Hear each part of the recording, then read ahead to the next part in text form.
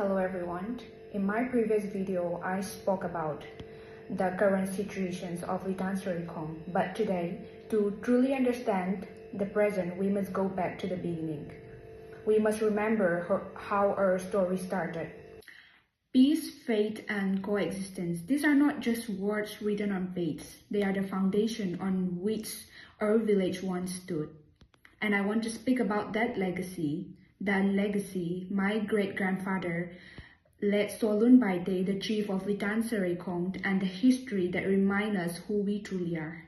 Led Solun Mite, the father of Hemkadang Mite and the respected chief of Litan Sareikhong, was a man who truly loved peace and harmony, and guided by Christian faith and wisdom, he allowed the tangkhul people to receive citizenship and settle in Litan Sareikhong so that both communities could live together in unity and mutual respect. In the beginning, both the Kuki and the Tangkhul believers worshipped together under the Litan Sareikhong Baptist Church, which is under the Kuki Baptist Convention.